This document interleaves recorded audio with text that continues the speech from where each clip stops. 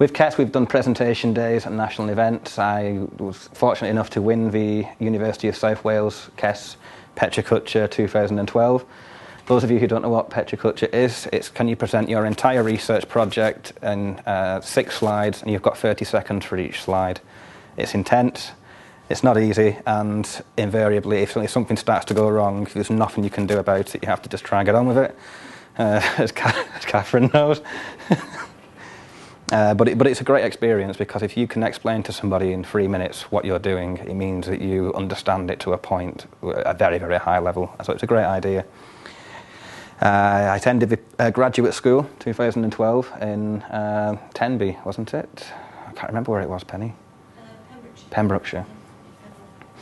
And again, that was very intense over 2 days, but very enjoyable. Picked up a lot of new skills there. And in-house, we have a graduate, every year we have a graduate presentation day. I finished 3rd place 2012, 2nd place last year, so I'm going for 1st place next year, definitely. This is a picture of us at the postgraduate research day. And then this year, things just sort of exploded. Went off on a complete different tangent, but I never would have expected. I was fortunate enough to be invited along on the first international doctoral school in Umeå in Sweden. And this suddenly is the first time I met students who were doing KES projects from other universities on a trip, meeting in the airport, catching free flights, being my ears destroyed by someone talking about broccoli all the time. And finding out what food dudes were. But it brought people together from Wales, Czech Republic, Sweden, Belgium, and it was supposed to be Portugal, but they weren't unable to attend. But we were also able to see how a different university operates their doctoral programs, which was fantastic. We were taken into industry while we were there. We had talks by different people from different areas, head of a doctoral program right away through to this Sami guy. I've completely forgot his name again. Can't remember his name. Indigenous people. Sort of specialises in indigenous people. And reindeer everywhere in Umeå. I thought I took that one out. Sorry. And this was us, yeah. So I can't probably see from down there, but amongst other people, we had Penny, Stefan, and Catherine with us over there as well. And this was all organised by KES Central. Penny's department organised with the other universities and was very successful.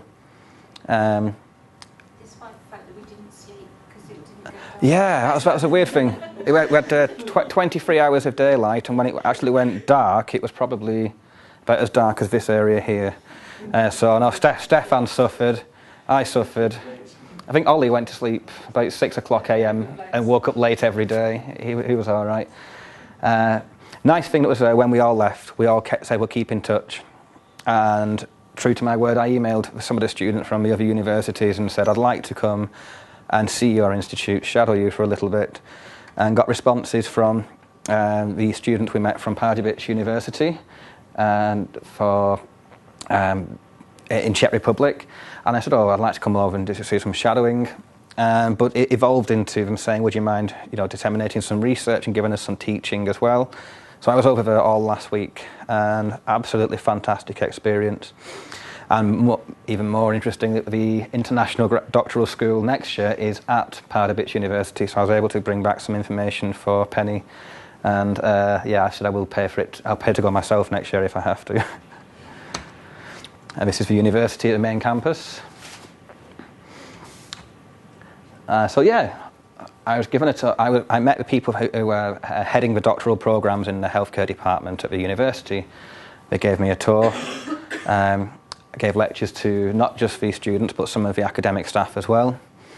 I was invited to shadow an orthopaedic surgeon. It was the most bizarre experience. I went to the hospital, had a chat to him about surgeries he'd done. It turns out that he's a hand specialist who specialises in surgery of the hands, wrists, feet, and toes, who just so happened to have trained in the hospital down 2 minutes from where 22 years. It was a very small world. And he gave me a bottle of very, very strong alcohol spirits and said, come back on Friday and you can shadow me doing some reconstructions. So in the space of 2 minutes, me thinking I'm going to get a quick talk from this guy, I was being invited back to get scrubbed up and go into surgery again. So I was able to see things like hand reconstruction, shoulder reconstruction, things like that. And then the next person I met, a rheumatologist who just happened to be a specialist in Raynaud's disease. So what started off as a little email to 2 people I'd met saying, do you mind if I come and shadow, suddenly had evolved into this project where I'm being paraded around as an international expert in musculoskeletal pain. There was advertisements everywhere, people from all over the university coming to being in a surgery scrubbed up, and then meeting a guy who's teaching me new techniques to evaluate people with Raynaud's disease. So just absolutely fantastic outcome to one email to somebody I met at a school in Sweden. And the best part was on the last night, the ice hockey is their national sport, and we were invited to the ice hockey and didn't realise that we'd been given VIP tickets. I thought my friend who I'd met out there just happened to have these tickets. Didn't realise that the people we were sat with upstairs in the bar and lounge, who wouldn't let us pay for anything, kept saying, "Oh, the drinks are free, don't worry about it," which was great because it was my last night. It wasn't great on the train to Prague the next day. I had to hide in the toilet for an hour. Not 'cause I had a ticket. I wasn't feeling very well. So yeah. So. Yeah, it's not like a Arriva trained Wales. So this guy I was with all night, suddenly I kept being introduced to more and more people. Like, this is the second in command, this is the CEO, this is the club legend, this is a man of the match. I said, does this really happen all the time to people? Oh, no. And they took me down to the ice while they were playing. I said, you can stand here for maybe 1 minute, but you'll have to go then because you'll distract the players. So I stood with the players. I was like, this is really bizarre, really bizarre. It turned out the person I'd been sat with all night was the owner of the club.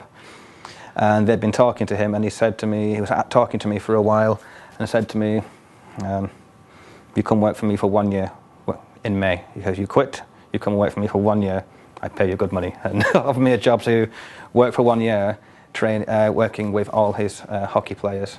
So it was just really, really bizarre way to finish the week, to be offered a job there and then, which they still want me to go and do. And I told them that I can't unless we wait till August.